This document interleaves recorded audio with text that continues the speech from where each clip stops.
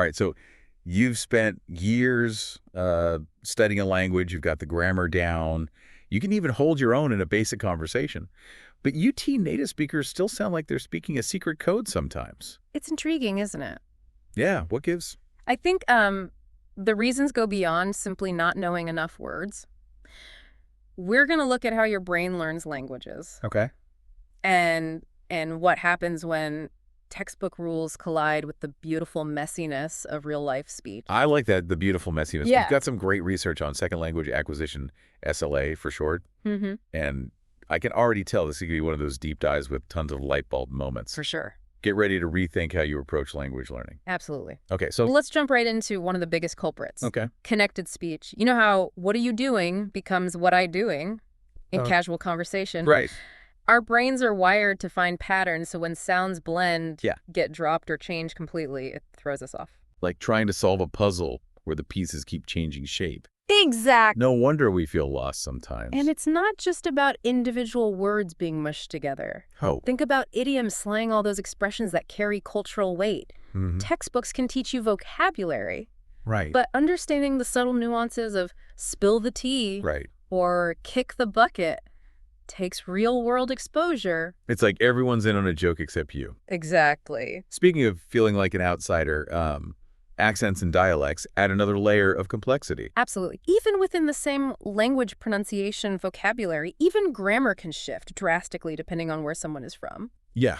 Imagine studying standard British English, then encountering a thick Scottish accent. Oh, yeah. It can feel like a completely different language. No, I've been there.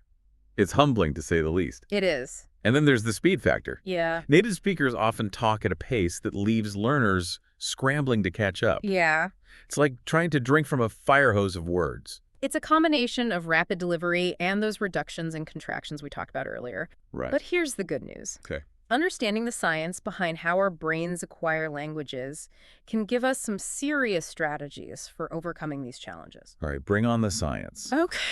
What are some of the key insights from the world of SLA research that can help us crack the code of native speech? One of the most influential theories is Michael Long's interaction hypothesis. Yeah. He found that real-time conversation is absolutely crucial for language development. So ditching the textbook and finding a language partner isn't just a fun way to practice. It's actually backed by solid research. Yes, exactly. Well, what about when we're not in a live conversation, like listening to a podcast or watching a movie? That's where Stephen Krashen's comprehensible input hypothesis comes in. Okay. Think of it like this. Remember that time you watched a foreign film with subtitles? Yeah. And were surprised by how much you understood? Yeah. That's because the content was slightly above your current level. Challenging, but not overwhelming.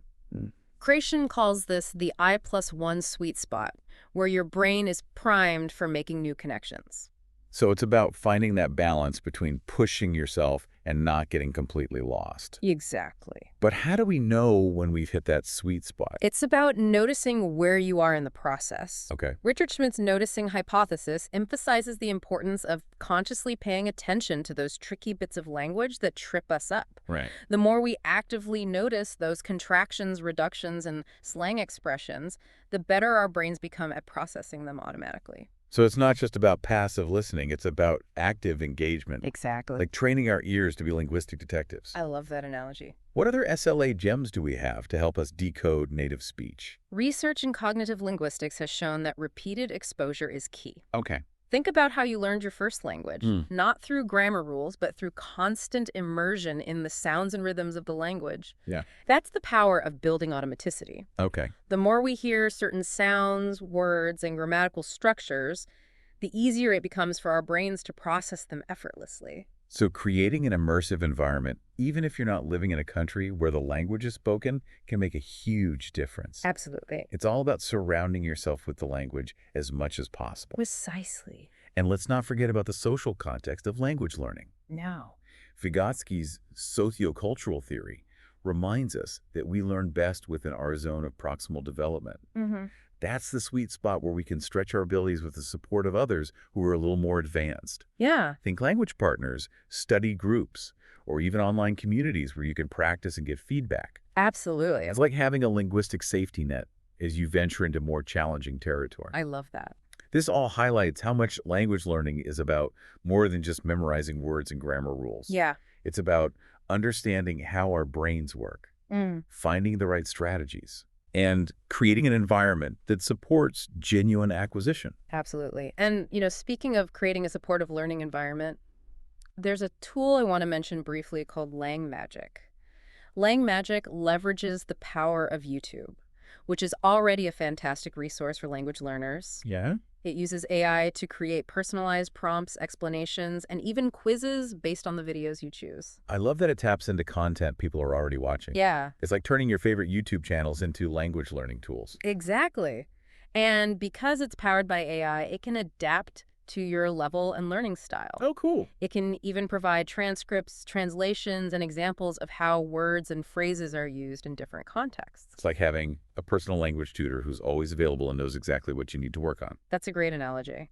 Now, before we get too sidetracked by Lang Magic, which, by the way, is definitely worth checking out if you're looking for a more engaging way to learn, I want to circle back to something crucial we touched on earlier, pronunciation. Ah, yes, the unsung hero of language learning. Hit it. It's not just about speaking with a perfect accent, but about training our ears to recognize the nuances of native speech. Precisely, think about those reductions and connected speech patterns we talked about. Right. If you don't have a good grasp of how sounds change and blend together, it's like trying to read a sentence with half the letters missing. It's like trying to assemble a piece of furniture without all the instructions. Yeah. Frustrating, to say the least. Yeah. So how do we actually improve our pronunciation and phonological awareness? There are tons of great resources out there. What- Websites like Oxford Online English and Leonardo English offer listening exercises specifically designed to help you understand connected speech, weak forms, and different accents. I love those websites. They break down complex pronunciation concepts into bite-sized pieces.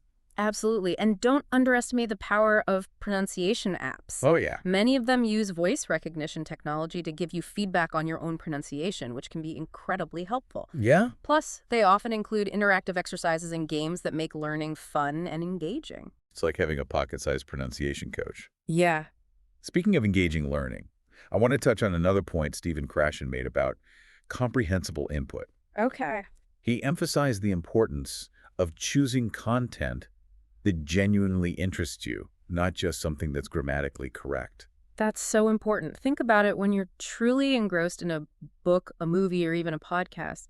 You're not consciously analyzing the language. Right. You're simply enjoying the experience, and that's when the magic happens. Right. Your brain is absorbing the language naturally without even realizing it. It's like the difference between forcing yourself to eat vegetables and savoring a delicious meal. Exactly. One feels like a chore, the other's a pleasure. So find things you genuinely enjoy, whether it's listening to music, watching documentaries, or reading novels. Okay. The more you immerse yourself in the language you love, the more naturally you'll start to pick it up. So ditch the boring textbooks and find something that sparks your passion. Now, what about those moments when we encounter words or phrases we don't understand? That's a great question. Do we stop and look everything up? It's all about finding a balance. Sometimes it's okay to let those unfamiliar words or phrases wash over you and focus on grasping the overall meaning. Okay. Remember, understanding every single word isn't always necessary for comprehension. It's like looking at a beautiful painting. You don't need to analyze every brushstroke to appreciate the overall artwork. Exactly. But if there's a word or phrase that seems crucial to understanding the main point, Right. then absolutely look it up or ask for clarification. Okay. The key is to find that sweet spot between challenging yourself and not getting bogged down by every unknown element. So it's about trusting your intuition, finding that balance, and not being afraid to ask for help when you need it. We've covered so much ground today exploring the reasons why understanding native speakers can be challenging and diving into some truly fascinating insights from the world of SLA research. It's amazing how much science can inform our approach to language learning. Absolutely, and it's not just about theory. It's about putting these insights into practice. What are some of the key takeaways you'd like our listener to walk away with today? Well, if I had to distill it down to a few essential points, I'd say first, embrace the beautiful messiness of real-life language. Yeah. Don't let those connected speech patterns, slang terms, or regional accents intimidate you. They're all part of what makes a language rich and vibrant. I love that, and celebrate the quirks and imperfections. Second, remember that language learning is a journey, not a destination. Be patient with yourself, experiment with different strategies, and find what works best for you. There's no one-size-fits-all approach. And most importantly, find ways to make language learning fun and engaging. Okay. Choose content that sparks your interest, connect with other learners, and create an immersive environment that keeps you motivated and inspired. Beautifully said. Yeah. And on that note, it's time for our final thought, something to chew on as you continue your language learning adventures. Remember how we talked about Krashen's idea of comprehensible input and choosing content that truly captivates you?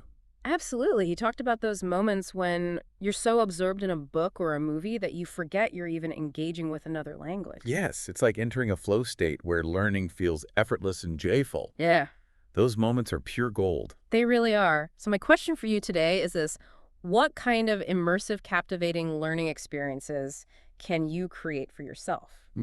How can you infuse your language journey with more of those aha moments, those sparks of genuine connection with the language and culture you're exploring? It's such a powerful question. Mm. It reminds us that we have the power to shape our own learning experiences.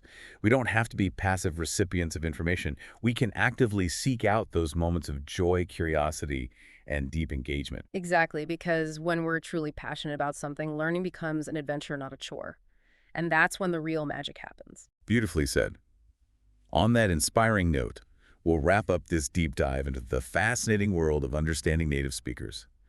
We hope you've gained some valuable insights and practical strategies to enhance your own language learning journey. It was a pleasure being here. Thank you so much for joining us. It's always a pleasure. Likewise. Remember, it's a journey of exploration, discovery, and connection.